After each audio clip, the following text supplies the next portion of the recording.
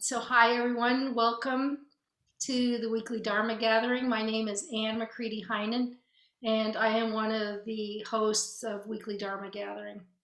Tonight's session will be led by Paul Singleton III and is titled Touching Our Creativity, Caring for Ourselves.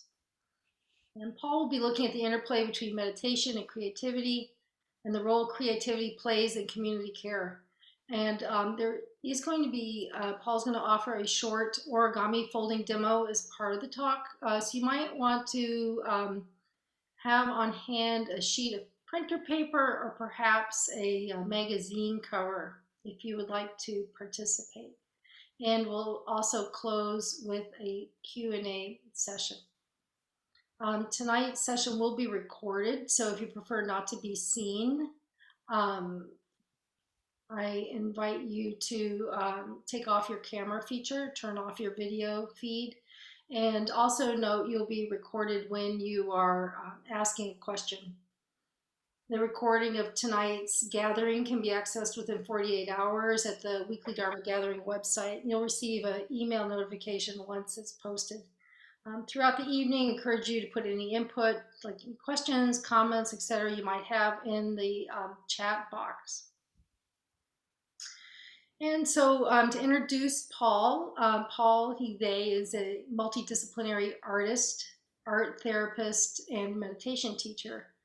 And he first began practicing meditation as a teen, studied as a Buddhist monk under Pema Chodron, and became an IMTA certified mindfulness teacher in December 2020. A student of art therapist and origami master Toshiko Kobayashi, Paul teaches origami to groups as a mindfulness practice. So welcome, Paul. Thank you, Anne. Thank you for that introduction. And thank you, Weekly Dharma Gathering, for having me. And happy to be here and happy to see all of you here. So I'd like to begin with a land acknowledgement. So I am speaking to you from the unceded land of the Munsee Lenape people. It is my aspiration to follow Native leadership and learning how to live in right relationship with this land. You can go to native-land.ca to learn more about where you are. And so as a check-in question, I'd like for you all to say what your personal pronouns are and what lands you're on. So feel free to type those into the chat.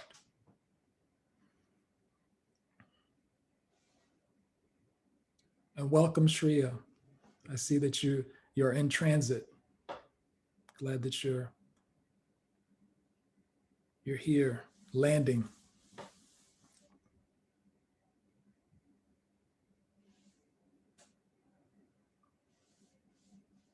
Okay, welcome, Sheena.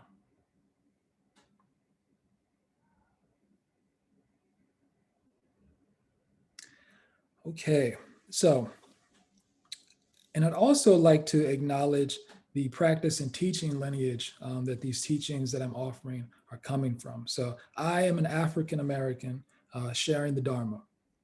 And so these teachings come out of Asia, where a long lineage of Buddhist teachers have been stewards of this wisdom for thousands of years.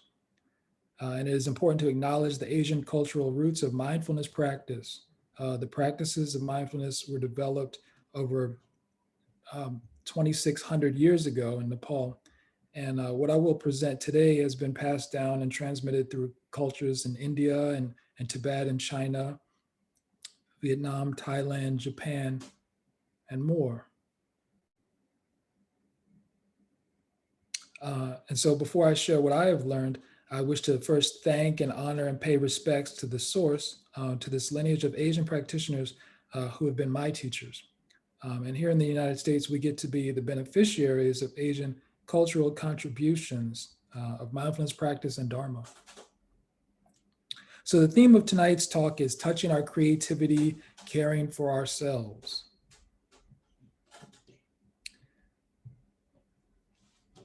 And I will As Anne mentioned, I will invite you all to grab your sheet of paper or your magazine page and just kind of place it on the tabletop in front of you, on the surface that's in front of you. And welcome, Pia. I want to say welcome to Pia. I see you joined.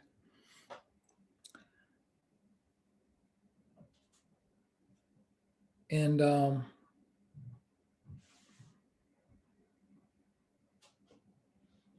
so to begin with, before we even get into what the origami folding portion, I'd like for us to just sit for a few moments. So plant your feet firmly on the floor beneath you and assume a tall posture in your seat. Bring your hands to rest in your lap, and I will be paraphrasing Thich Nhat Hanh. I invite you to gaze softly at the sheet of paper and notice its dimensions. Bring to mind where this paper was purchased if you can remember. Envision all of the hands and all of the workers that helped this paper get to where it is today. Envision the process of fiber and pulp becoming paper in the factory where it was made.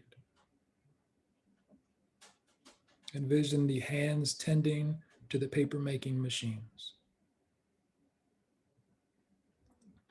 Envision the mixing of various kinds of wood and recycled paper products that created the pulp that would become this sheet of paper.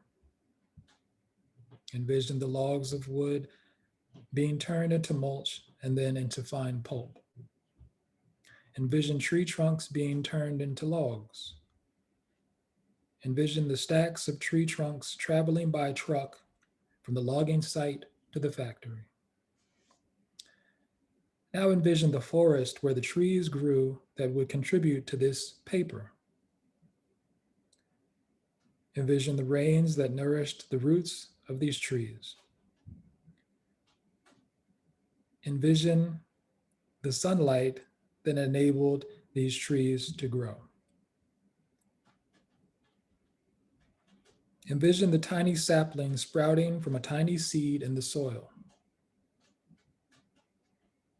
Now consider all of the elements, causes, and conditions that had to come together in order for this sheet of paper to appear in front of you. Consider all of the non-paper elements that make up this sheet of paper. The sunlight, the rain, the labor, even the fossil fuels used in the process. Now rest.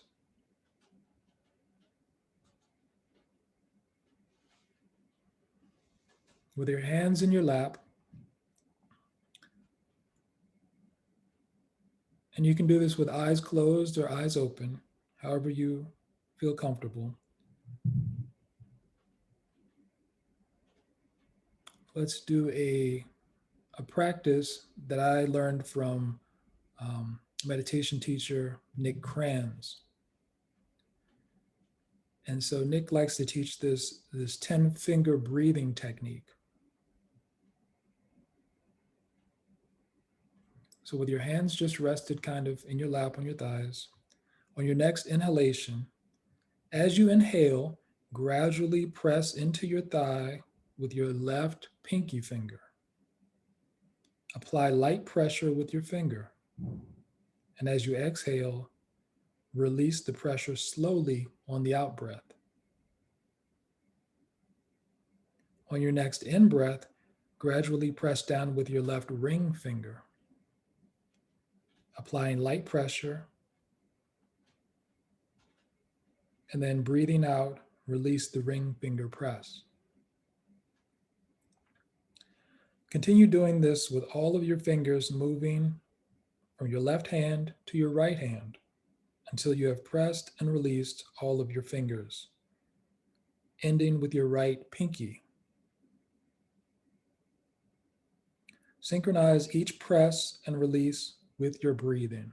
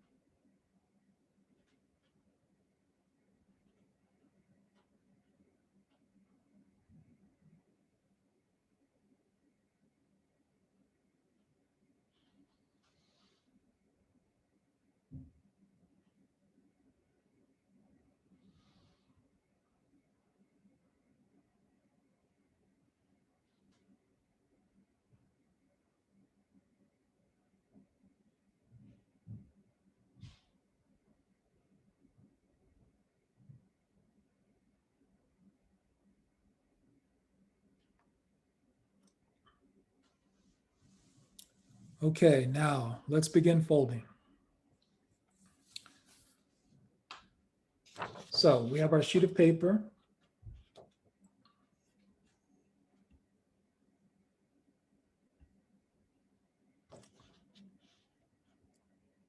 So lengthwise,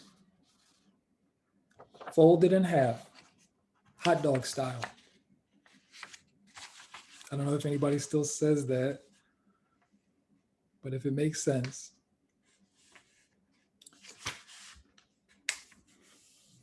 And really take your time. And as we're folding, try to be as deliberate as you can with each fold.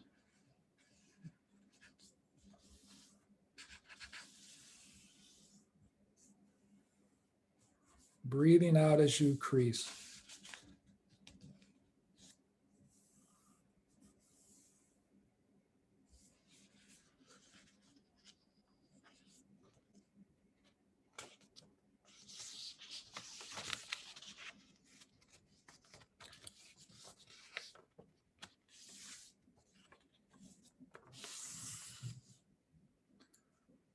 So once you have that first crease, we're going to open up our sheet of paper and we're going to fold the side edges into the middle crease so that we'll have like a set of double doors.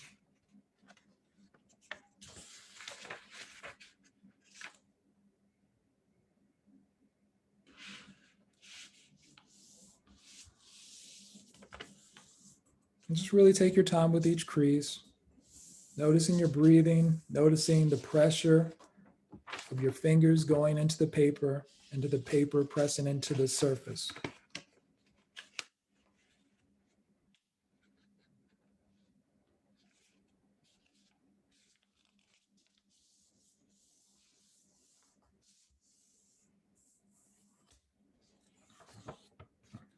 Okay, so you should have 4 columns. What we're going to do now is we're going to fold the top edge so that it meets with the bottom edge. So we're going to fold it hamburger style. If I'm going too fast, let me know in the chat.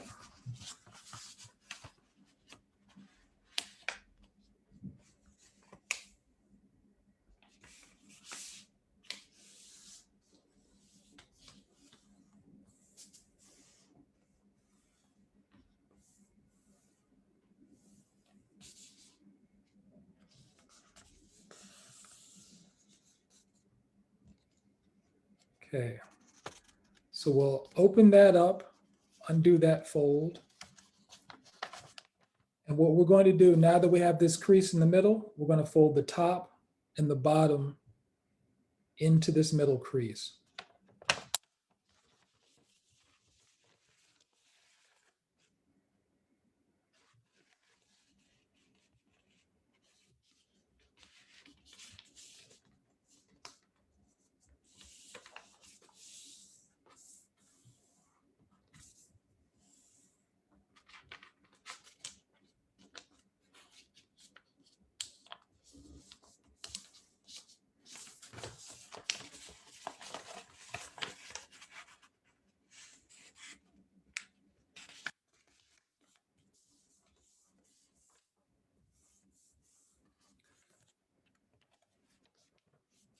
So does everyone have something like this? Okay. So you'll notice that there's an outside crease here and an outside crease here. What we're going to do is we're going to fold the corners to this outside crease so that this edge goes here, and it's going to make a triangle, but with a little space in between the middle and the bottom of that triangle. We're going to do that with all four corners.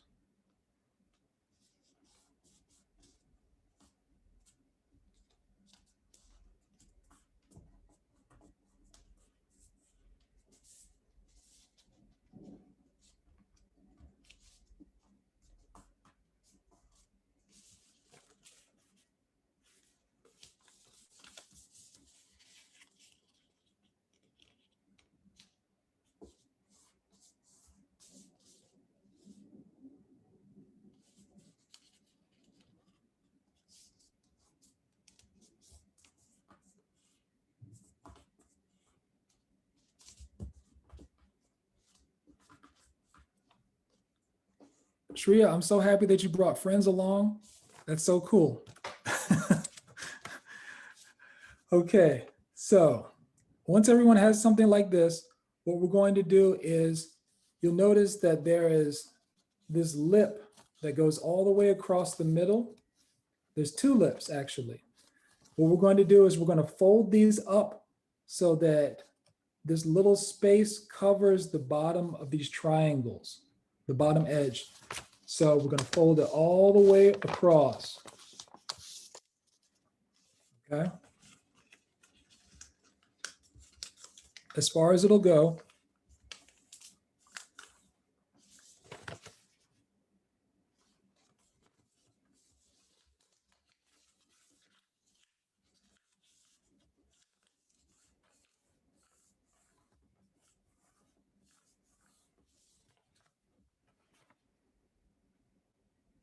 Okay. So we're going to do one important fold, which is to turn this around and to fold at the creases here so that these edges go to the middle here. And that is to strengthen these corners here.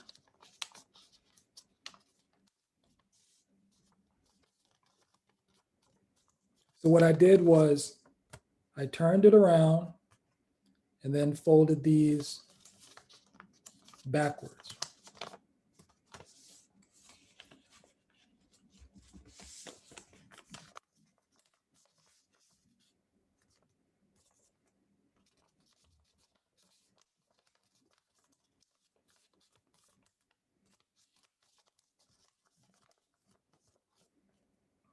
And so once you've done that, you can undo that fold.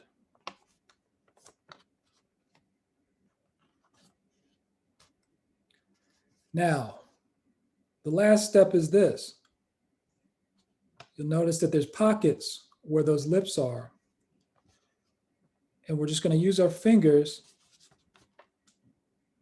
to open up those pockets. And you have a box.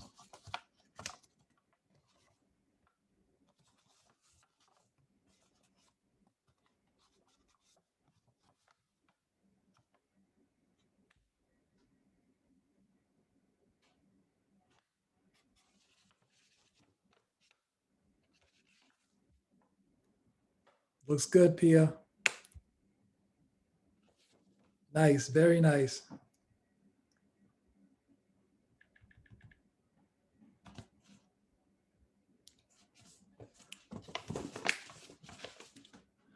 Okay, so now I'm going to just talk for a little bit.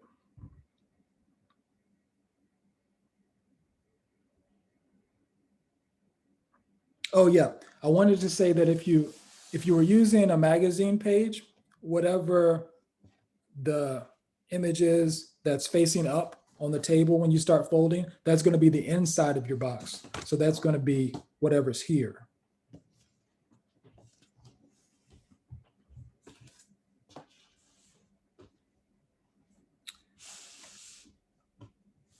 All right. So I would like to bring in um, a Buddhist parable to begin with the topic of touching our creativity and caring for ourselves. So I'm going to read from Our Pristine Mind by Organ Chawang Rinpoche.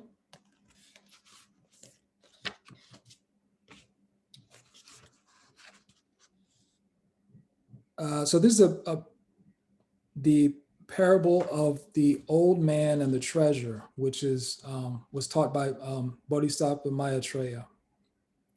So a very poor old man lived in a dilapidated hut with very little food or money.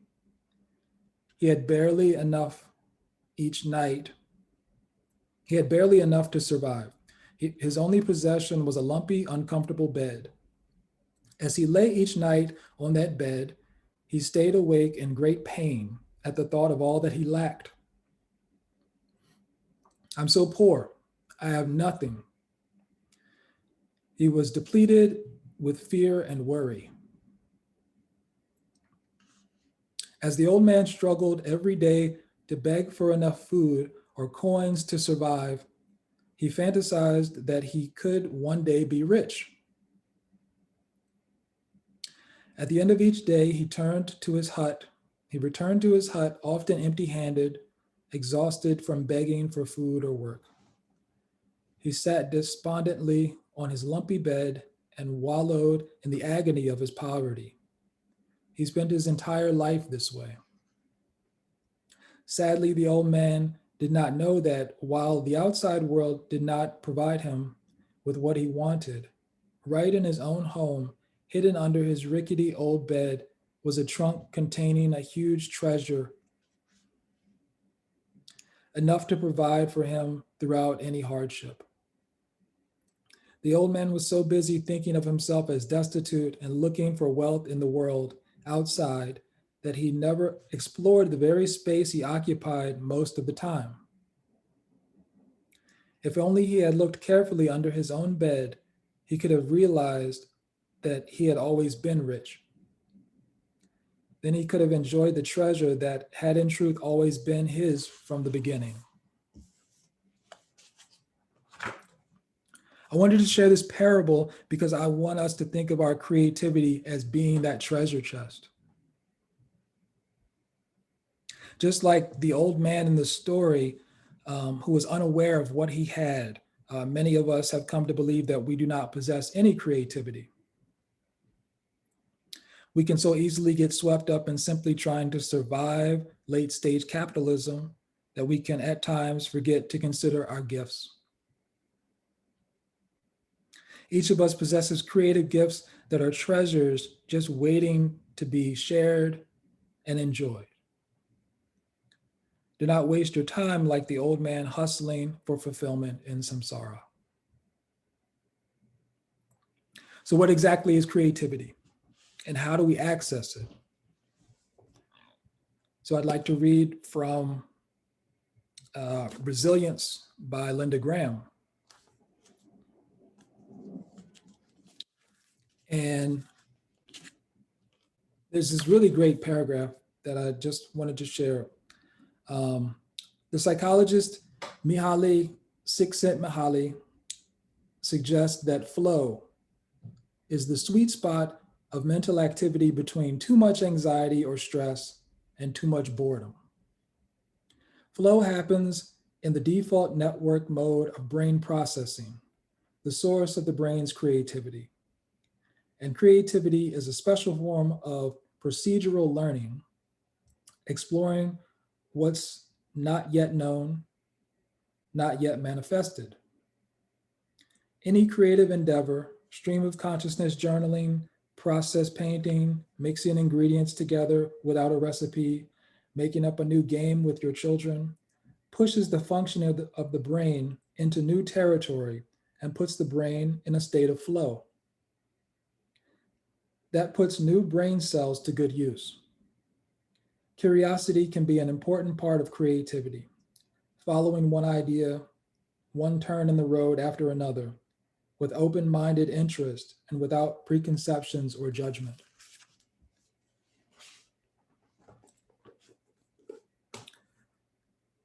So that leads me to the point about the artistic process. I will say that art is a process of inquiry. It's asking what if. It's being curious. Art is about taking risk. It's about trying new things, even if you fail at them. It's about being courageous. Art is about making choices. It's about being intentional. So all of these things go into making art. Art is a problem solving as well as making something of beauty or making something meaningful. So returning to our origami box, I want to consider how you might use this box in your own space. So here are a few ideas. Number one, create a grief box. So this is an idea that I adapted from the Nap Ministry. If you're not familiar with the Nap Ministry, look up the Nap Bishop and the Nap Ministry. So on a separate sheet of paper, I see some agreement. Okay. On a separate sheet of paper, write out the things that you may be currently grieving. And then tear that list into strips and then place them inside your box. So another way to approach this is to make a box of affirmations for yourself. And likewise, on a separate sheet of paper, brainstorm positive words of encouragement that you need to hear. And tear this list into strips and place them in the box. And then you can pull them out in the morning and read them out loud to yourself.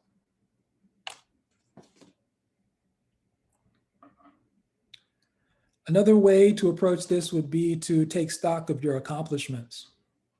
Perhaps you're one of those people that keeps going from one thing to the next and never really takes the time to really savor your accomplishments. So on a separate sheet of paper, list out a long list of your accomplishments and tear that list into strips and then place them in the box. And you can pull them out to review them from time to time, and you can keep adding new accomplishments all the time.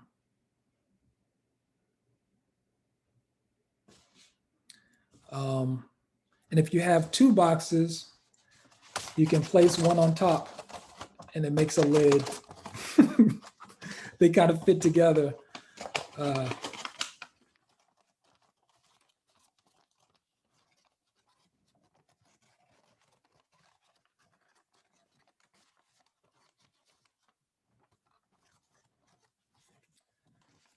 Okay.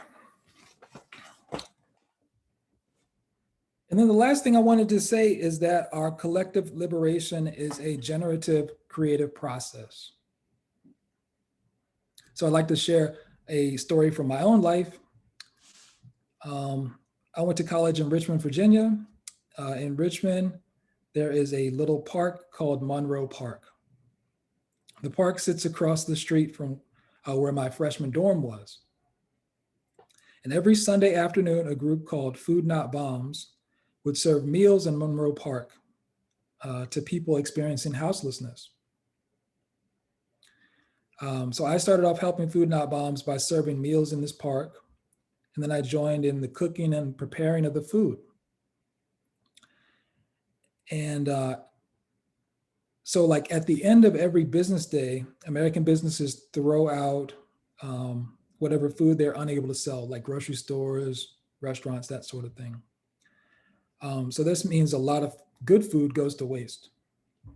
And Food Not Bombs would go dumpster diving, and go to these businesses and take the salvageable food items. And then we would meet up in a local church basement on Richmond's North Side and prepare delicious vegan meals. So, and then in the afternoon, we would go and serve these meals free of charge, no questions asked in the park. So ultimately, Food Not Bombs was my entry point into the anti-war movement and radical politics. So I bring this up as an example of creative collaboration. And I guess organizing work is creative collaboration. You know? So in the same way that part of making art is problem solving, mutual aid groups like Food Not Bombs exist to creatively meet people's basic needs. So as Grace Lee Boggs taught us, it is time for us to reimagine everything.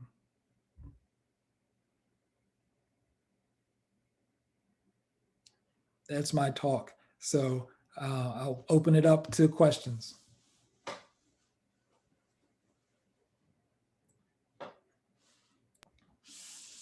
And I'll just mention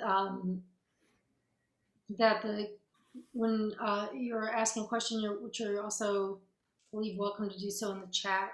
We'll be pinning your screen alongside Paul's so that you will be part of the recording.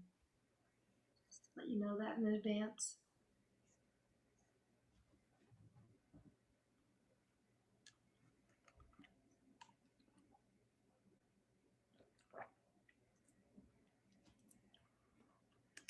Thank you all for being here. Paul, I'm really grateful you just taught me how to do this. And I'm just curious now, how many different things can you make out of paper? Oh, that's endless. Okay. Oh, you Cool. mean me personally? Yeah. Oh, um, I think I can remember something like 24 different models. So, Cool. I mean, I've been doing this for a while, so I like, yeah, I'm not really the type of origami folder that like invents a new thing, you know, or anything like that. But I definitely use this as part of my practice, my mindfulness practice, you know. Cool. Thanks. Thanks, Pia.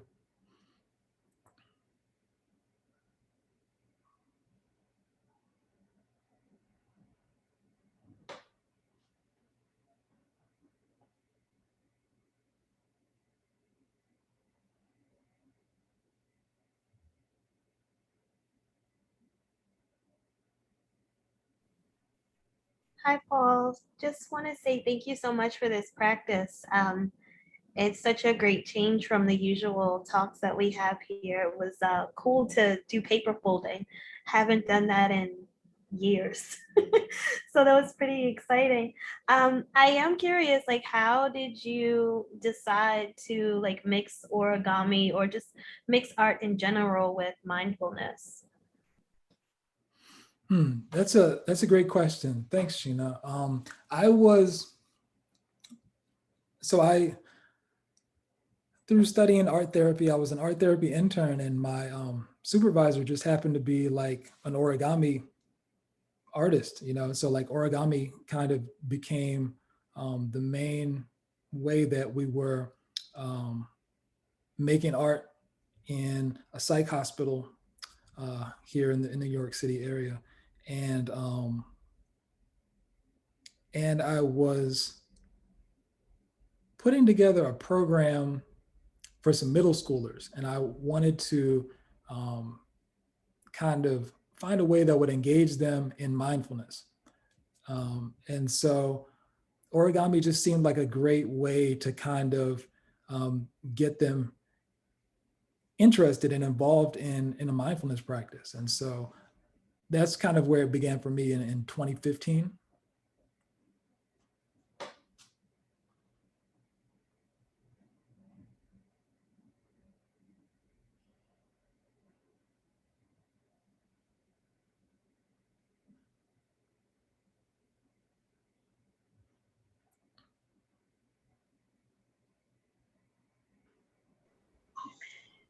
Hey, Paul. Sorry, I'm crouched on the floor. Saying hi. The dog also enjoyed the practice. Good to see you. I don't know if you remember me. We met a bit ago, maybe at Sky Lake or Karma Trolling. I can't remember. But I was wondering, I really appreciated this practice, and I was wondering if you could speak a bit more to like the specific ways in which art is liberatory for like people of color, and yeah, just that intersection. I feel like you might know about it, and I feel curious about it. I love that question. And yes, I remember we met at Karma Trolling. Yes. Art as a liberatory practice as a person of color. You know what? I think the experience of being a a colonized group within settler colonialism has like a very specific thing, which is that you get these kind of cumulative traumas that live in the body, you know, and sometimes it's hard to verbalize and name those things. And so art is a great way of processing through trauma and processing through those embodied things, and healing those embodied things that are hard to sometimes verbalize and articulate in words. Yeah, I'll say that.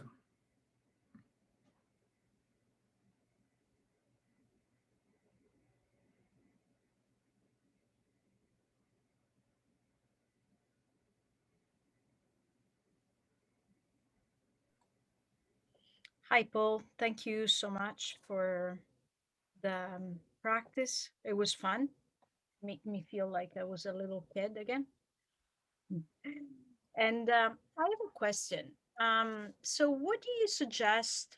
Um, when you're meeting people that they are really negative about their creativity ability, the one that they said, "Oh, I don't know how to. I'm not a creative person. I don't know how to draw. I don't know how to write." So they're very, it's a very solid idea they're not a creative person. And I'm wondering if you have a suggestion how to, just to stop them up, like just shake it up a bit, you know, that solid idea of not being a creative person.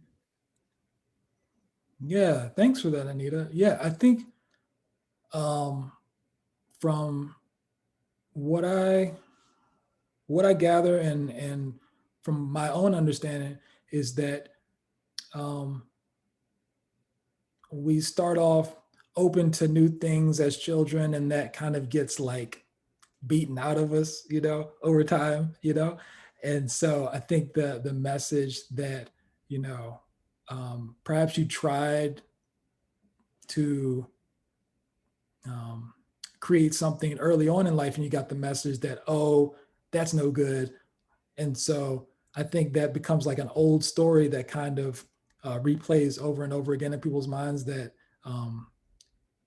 and so like, I think the shame that comes into that, you know, with not being good enough, you know, kind of makes people not want to go there. And so they're just kind of stay safely not trying things that will kind of like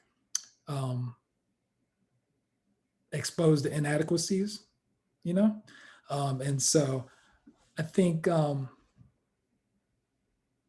you know, when you're in a group and if you're open to trying new things and there's, well, with origami, there's no like artistic skill that you need, you know? So it's a little bit more accessible, you know, like something, some things are always going to kind of be a little intimidating for folks. Like if you ask someone to sing in public or to dance, you know, people are going to feel self-conscious, you know. But if it's something that feels you know, not as vulnerable.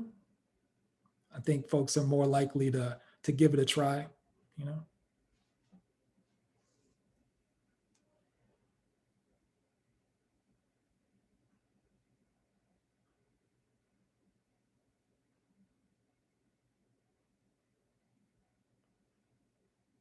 And I often say to people that the way that you draw is your signature.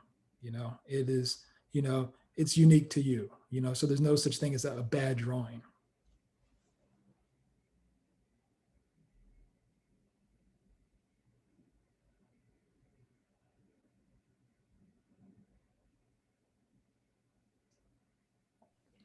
And I'm just thinking that there's this art or creativity often comes with this idea of perfection. You know, this ideal of that if you do it, you have to do it in this whatever somebody decided that's the perfect way of doing it. And I think that it really influenced a lot, you know, the blockage. And so it's sometimes it's kind of hard to decode that idea that who decided that was the perfect way of doing it. So it's really connected. I feel that way in that sense too. Yeah. That could be intimidating, right?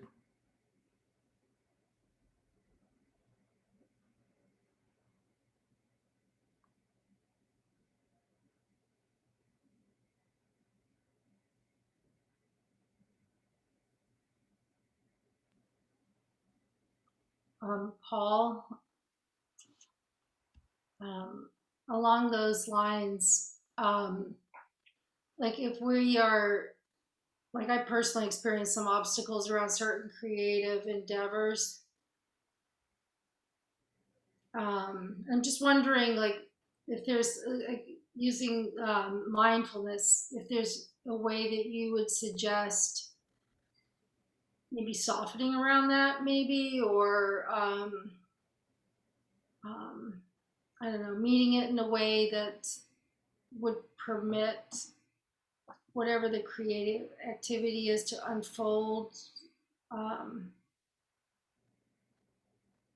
or is it more just if that's like just sometimes I feel like, well, if that's what I feel, then maybe that's just not what I'm gonna go for at this time. But sometimes also I just feel like I have this block and I would like to be able to hold that gently and be able to still step into whatever the creative endeavor might be instead of, I don't know if it's around perfection or whatever it might be, but anyway, I just thought I'd ask that.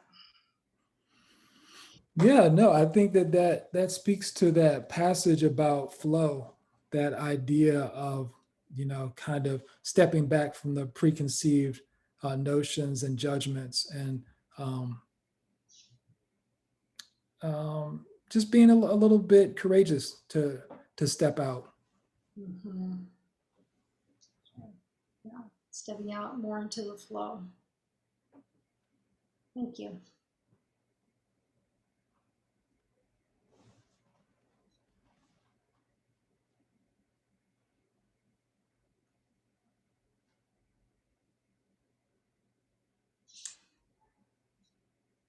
I'm wondering if anybody else has any additional questions for Paul,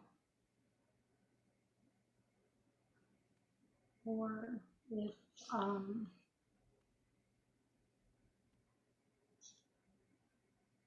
perhaps there's more, Paul, that you'd like to add after the question and answer period.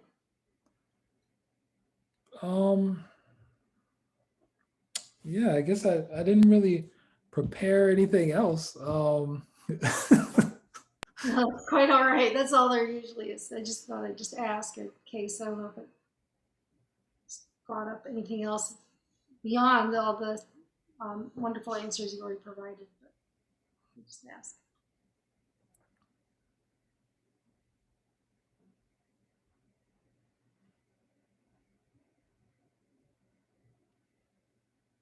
So, Yeah, if no one else does have any questions, then I guess we will wrap up. And I just want to thank everyone for joining us for tonight's online Dharma gathering, and hope that you can join next week. Um, Happening, well, actually, it's not next week, it's in 2 weeks on June 9th. Um, Dr. Galen Ferguson will be interviewing Dr. Jan Willis about her most recent book, Dharma Matters. And I will put the link for that talk in the chat. And also, please consider subscribing so you don't miss any upcoming gatherings. And of course, feel free to follow Weekly Dharma Gathering on social media at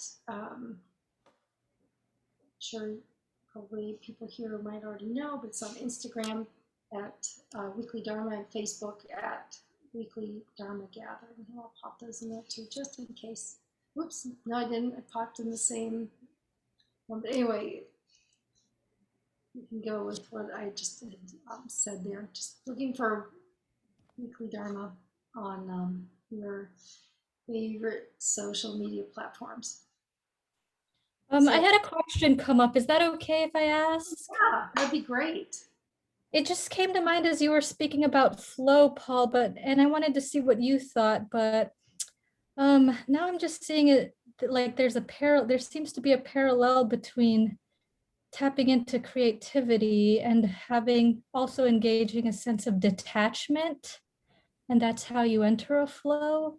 What would you say the relationship is between creativity and detachment, if you see any link between the two? Because you also spoke about creativity helps you get out of samsara. So I'm thinking there is a relationship between detachment and engaging with your creativity. So that's just a curiosity that emerged I wanted to explore. I love that question. That's a great line of inquiry. Yeah. No, that is a great question. I think that we can kind of get in our own way when we want something to have a specific outcome, and I think a lot of great art and scientific discoveries, a lot of these things happen by accident, so I think that to kind of let go a little bit, can create the space for something new to emerge.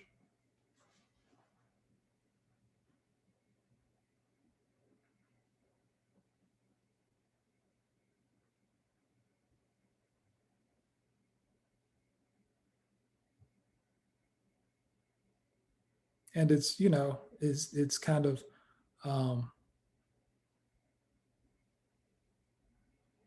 being okay with failing. Like I know that I feel like you and I have talked about that before, is that, kind of like there's it takes a little bit of courage to like take the risk, and even if you fail, like so not being attached to I guess saving face, or not being attached to not looking like a fool or whatever, so being kind of detached from that, like, oh, I have to look cool while I'm doing it.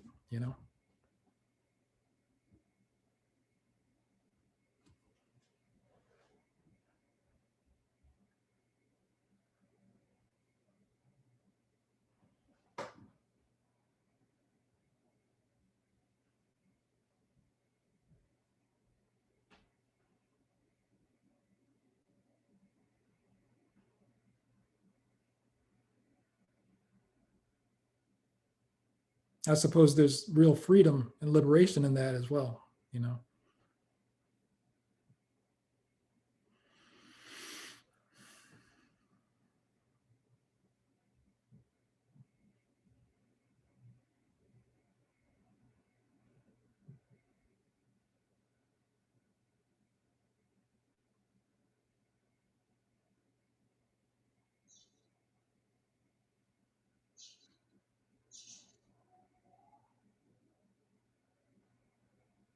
I've enjoyed this a lot, like being with you all and sharing and hearing your thoughts. So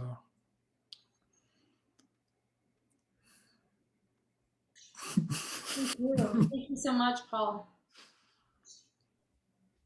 Appreciate you sharing Thank your wisdom. Mhm. Taking the time.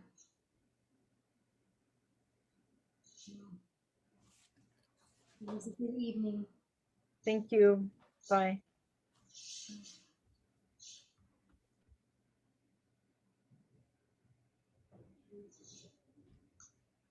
Thanks, Paul. thank you, Anne. Yeah. You're welcome.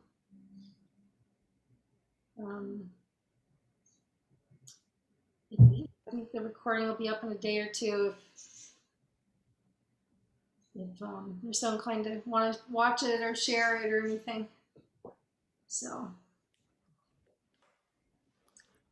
well, I hope you have a great rest of your evening. Thank you. You too. It was really nice to meet you. Yes, likewise. Hopefully our paths will cross again. I hope so. Take care. Okay. Thank you.